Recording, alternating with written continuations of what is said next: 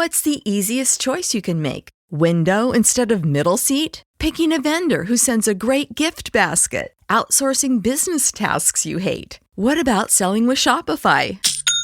Whether you're selling a little or a lot, Shopify helps you do your thing, however you cha-ching. Shopify is the global commerce platform that helps you sell at every stage of your business. From the launch your online shop stage to the first real-life store stage, all the way to the did we just hit a million orders stage. Shopify's there to help you grow. Whether you're selling scented soap or offering outdoor outfits, Shopify helps you sell. Wherever and whatever you're selling, Shopify's got you covered. Sign up for a $1 per month trial period at shopify.com/try. Go to shopify.com/try now to grow your business, no matter what stage you're in. Shopify.com/try. Hey there, welcome to episode 388 of the Find Your Food Voice podcast. I am Julie Duffy Dillon, registered dietitian and your host. Thank you so much for being with me today. And did you know there was a time when I thought everyone could access hunger, fullness, and satiety cues? I thought if one worked on recovering and repairing the relationship with food and body, then poof, cues would be there. And for many, that happens. Although there's never like a poof. It's something that takes time, usually years, to repair and rewire to access those cues. But here's the big but here. It took me way too long to appreciate that these non-diet tools that I was using were not going to work for every person's brain. Are you an ADHDer? Well, I want to tell you, I'm sorry. I regret that I didn't appreciate how your brain is just wired differently and has different needs and different strengths. I am so incredibly grateful for this upcoming conversation with Aleta Storch. She is a dietitian, a therapist, and certified body trust provider, and is a leading expert in the field of ADHD nutrition. She specializes in providing neurodivergent, affirming, values-centered body liberation work with folks that have ADHD, disordered eating, a history of dieting, and autoimmune conditions. She's the owner of a group practice, Wise Heart Nutrition, and she's also the creator of a really kick-ass group program, Eating with ADHD Approach, which she developed as a resource for supporting ADHDers and understanding their brain and breaking out of the chaos in order to find more freedom and joy and make lasting changes in their relationship with food. I am so excited to be able to share this conversation that I have with Aleta. And I have learned so much over the last 10 years about how if you have a neurodivergent brain, how the non-diet space has really been leaving you behind, and you deserve better. And I hope this conversation adds to a very small list of options for you that are focusing on body liberation and non-diet conversations instead of the regular old diet culture bullshit. Because just like everyone else, you deserve to have a relationship with food that feels at ease and brings joy and pleasure and satisfaction. Before we get to the conversation with Aleta, I want to fill you in on just a few things. First up, I just got back from the very big nutrition conference. It's called FNCE, and you may be listening because we met there. So, hey, it's nice to get a chance to connect with you again. Thank you for listening to the show, and thank you for supporting me as I'm navigating into the sphere of an author. Had so many great conversations. Unfortunately, a lot of the presentations, part of this conference is getting education, because as dietitians, we have to always get this. But there weren't very many that were conversations on non-diet topics, eating disorders, even though there was a whole eating disorder track. Many of these presentations were nowhere near what you deserve. So I think my academy needs to do better. And don't worry, I gave them all of my notes that I had taken the whole time. But just know that the academy doesn't represent the options. We have lots and lots of people out there that are wanting to help you with your complicated history with food. And so I just still am disappointed in what I was able to get as for some education. But like I said, I did get a chance to meet many dietitians who are doing this work. And the thing that I've noticed over the last 10 years is more and more dietitians are learning about how to help people without dieting in their training, in their undergraduate experience. I didn't get that. I had to learn it the hard way and break down crying in my boss's office because I realized that I was hurting people with diets. They don't have to go through all that. And I think that is wonderful.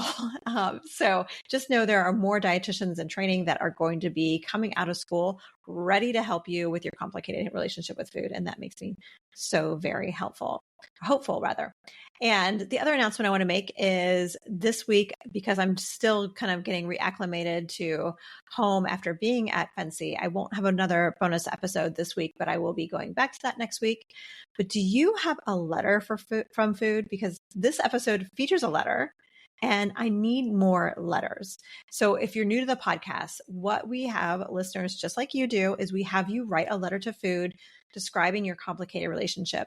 The letter we have this week, of course, is much briefer, but we also have ones that are much longer. And I would just want you to type away on your notes app or write it down in your journal, write a letter to food about your complicated relationship and what you want to see different. And I can help unpack your letter. And sometimes I invite a guest on like I did today. But send us your letter. You can do that at info@juliedillonrd.com. You can also submit it on my website, julieduffydillon.com. So I want to read your letter.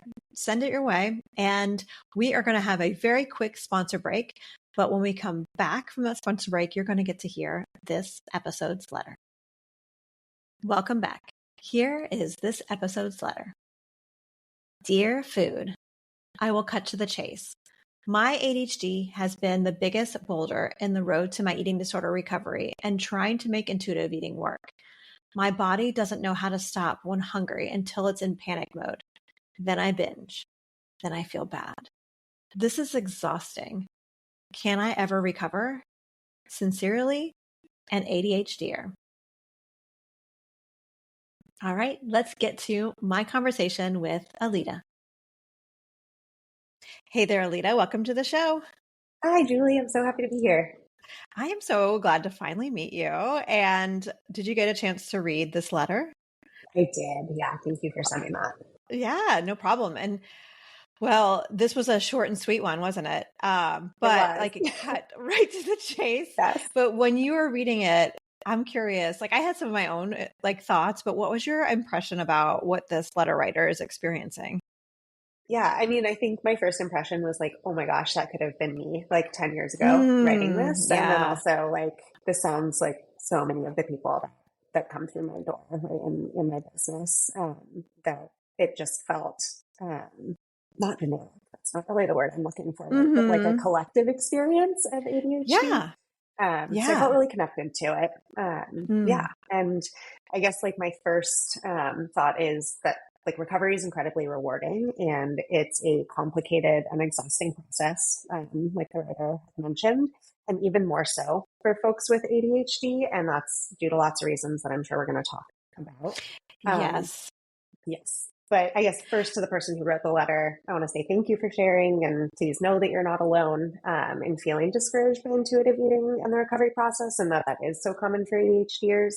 And by reaching out and naming your struggle and by asking for support, you have already taken a massive step towards recovery. And so I just want you to feel really proud of yourself for that. And then second, recovery is absolutely possible for ADHDers.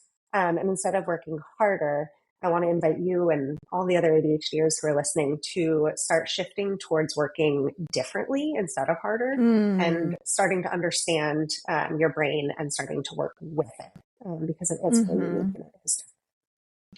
Okay, so I'm writing some notes because I have a bunch of questions already. But first up, why? Because I don't experience ADHD. I have people in my life who experience it, and I appreciate we have some differences in how we experience just our body and body communication. But what in your experience? And I wanted to mention something too. How you were saying this client is, or not this client, this letter writer. there were some like similarities that you experienced, I always say like, it's like textbook, because like so many people in this space of like complicated histories with food, they'll describe all the shame and isolation, but yet like how they're relating to food is like how we're hearing all our other clients talk about food. And I wonder if this person was kind of textbook in that way. Like, this is how it shows up. Like you're in it. Absolutely. Yes. Which I hope is like validating, right? Like not to say that like your experience, it doesn't matter, but so many people can relate, can see where you're coming from. So what is the difference that you're seeing? Because I know you said that you could relate to this letter and then with your clients too, but like, how is recovery different when you also have ADHD? Yeah. So much of like typical or traditional recovery is really rooted in connecting with your body, right? Especially like the intuitive eating approach of recovery is about tuning into your body and noticing and then being able to respond. A lot of it is about like organizing and planning and making sure that you, like have food available and that you have a meal plan and you're following it, that sort of stuff. And with ADHD, one of the biggest issues is something called interoceptive awareness.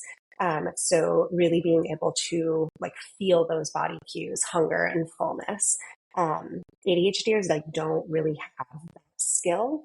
And it's something that can be developed, but often our brain is going to kind of override those body cues. So if we are just trying to follow our body cues, we're never actually going to eat. And then when we do eat, we're never going to stop. Right? And so kind of that idea that recovery is this like attuned process can leave ADHDers feeling like they've failed, like they're never going to get there, because often we need those external reminders. And in eating disorder recovery, external reminders are often seen as, oh, well, you're doing it wrong, or that's diet culture. So that's a really, really big one. I would say another one is like the emotional dysregulation for ADHDers is really big. We really, really struggle with emotions and with navigating them. And food can be such a helpful tool for navigating emotions, right? For soothing, emotional eating, that sort of stuff. And so if we don't have other tools to navigate emotions, then it can be really hard to move through some of the eating disorder. And then of course, like executive dysfunction, I assume that people who are listening to this episode are somewhat familiar with it, right? But like organization and planning and remembering to eat, all of those pieces get in the way of being able to actually nourish our bodies. So we're often coming into the day undernourished, and then that can lead to that cycle of binge eating. So it's a lot of unintentional restriction followed by binge eating, and that can be a really exhausting cycle. I would imagine so much, not that I would imagine, like so much of like just taking care of yourself with food is using executive function. Think about like meal planning, going to the grocery store, making sure you have what you need on hand. And making all the choices that comes with that. That just seems like that's all in that part of the brain. Yes. Ooh, the decisions, right? All of it. Yeah. And something that I will totally admit, this was maybe like around 2017, 2018, when I really started to appreciate how I was missing the mark with whether it was intuitive eating or any other kind of non-diet tool, like thinking that everybody had like the same kind of access to hunger and fullness cues.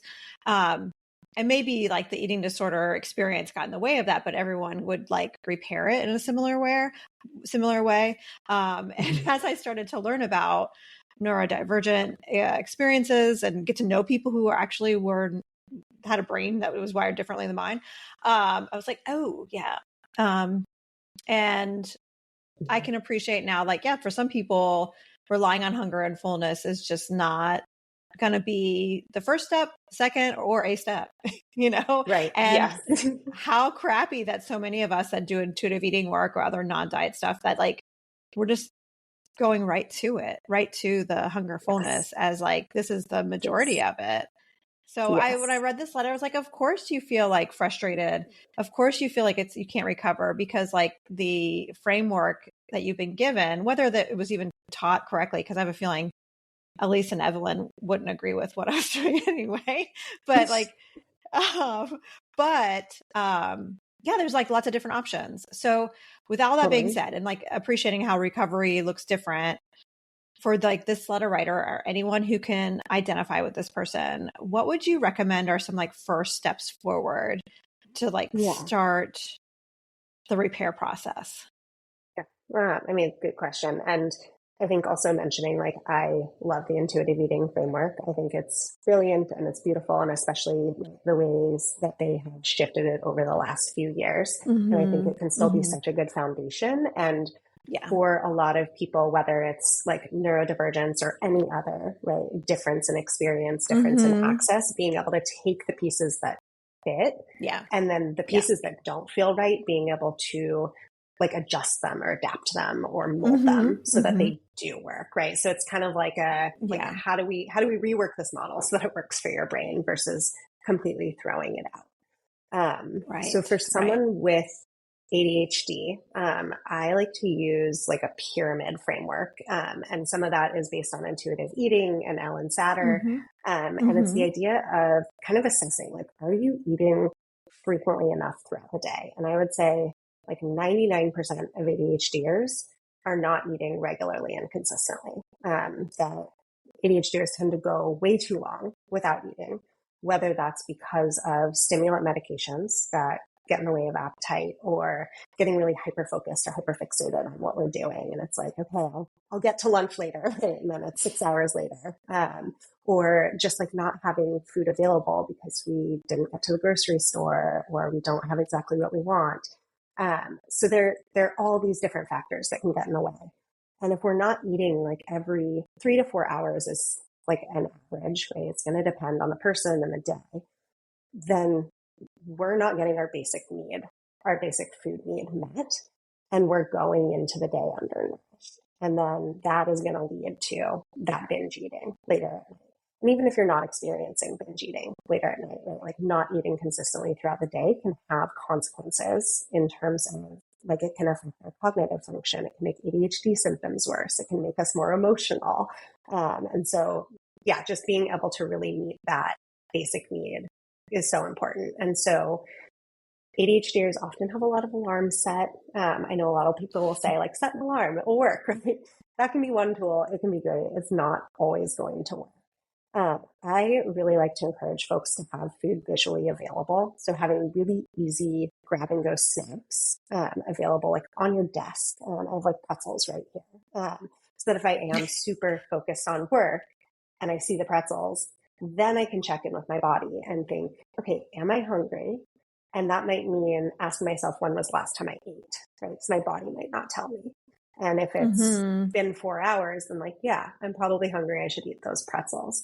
But we have to make things really easy. We have to make them visually available. Otherwise, we're never going to remember. And a lot of that comes with challenging diet culture's idea that like packaged, processed, easy access foods are somehow bad. And so I would say that is like the bulk of the work that I start on is challenging diet culture there. And then also challenging this idea that you have to be intuitive and that you can't use external reminders to eat. So it's kind of a long-winded answer. No, that was so wonderful. Yeah, that's really great. And I can appreciate some of the people I've talked to over the years and people that I personally know that have ADHD, and that's the type of things that they've had to just rely on. And I'm curious about something you said earlier, because you mentioned that like body awareness can be developed over time. When you have ADHD or interoceptive awareness can be developed over time, maybe just a little differently. Can you give an example of like how that works, like how someone can develop that? Yeah. And so interoceptive awareness can be anything from like feeling hunger or feeling thirst to even just like noticing your heart rate, which can tell you, right, like, oh, I'm anxious or I'm nervous or I'm excited. And if anyone isn't familiar with interoceptive awareness, I recommend checking out Gina Matier, who's a registered dietitian that really focuses on this topic specifically. It's fascinating. I love it. But one of the ideas behind it is that you can develop interoceptive awareness in areas outside of food, and that will actually translate over because it's like a muscle, right? A general muscle that's going to help with all of these things. So one of the activities that I like to have clients do is to like close their eyes and try and locate their heartbeat without touching their body, without touching their heart. And I really struggle with this. So like most ADHDers are like, what the heck are you talking about? I don't know how to do that. But starting to like build this as a practice can be really helpful in then being more attuned to your internal body cues. And then there are easier ones like putting your hands in cold water and just sort of like noticing what that feels like, and then putting them in warm water and noticing how it feels different. It's a lot of like experimentation that can happen. And then as you build that muscle, when you start to try and pay attention to hunger and fullness cues, it can feel easier to tune in, to go inwards. Yeah. Yes. Yeah. That's super helpful. And there's something about how diet culture really probably prevents so many people with ADHD from doing some of that work. And yeah, something I write about in my book is like doing activities to help promote that mind-body connection outside of food, because we can replicate that. Like if we start to build the mind-body connection outside of something that has all of this, like these rules around it, and we're doing a bad job if we don't do it exactly right, which doesn't even exist anyway. Yeah. How we can replicate it. So, and we can be gentler with ourselves. This is so helpful. And I know there are going to be people listening who are like, I want to work with Aleta. She totally gets me. Where can people find you if they want to know more about you and look into working with you? Yes. Please come find me. I have a community, a membership called Nourished. And it's like a monthly membership. There's a lot of members. They're ADHDers, and we really focus on healing your relationship with food, with your body, and your brain. And so that can be found. My website is wiseheartnutrition.com. And so there's a link there. And then you can follow me on Instagram. My handle is _ADHD_RD. And that has links to the website and everything else as well. But we would love to see more people join the community. Oh, I would love that. Well, of course, we'll put everything in the show notes for folks so they can easily find it. And thank you so much for this. I really appreciate this. I learned so much in this like 15-minute conversation. So I'm so glad that we had a chance to talk. And I look forward to hearing what everybody else feels about like this episode too. So thanks. Yeah, thank you. I appreciate it. So there you have it. I hope you enjoyed my conversation with Aleta Storch all on ADHD. And I hope you feel more powerful in recovering from your complicated history with food, because you too deserve to feel at home in your body and to feel a relationship with food that is pleasurable, satisfying, and, where you can eat whatever you want without feeling any kind of guilt. So thank you so much for listening, like I said. And if you enjoyed this episode, I would love it if you haven't left a review yet. If you left us a rating and review, it really helps us grow. It helps more people find us. And we really, really appreciate it. While you're at it, hitting follow or subscribe is another great way for us to reach more people. So thank you in advance for doing just that. All right. Just like I said at the beginning of the podcast, there is no bonus episode this week, but I will be back next week with a new episode, and I cannot wait. Until then, take care.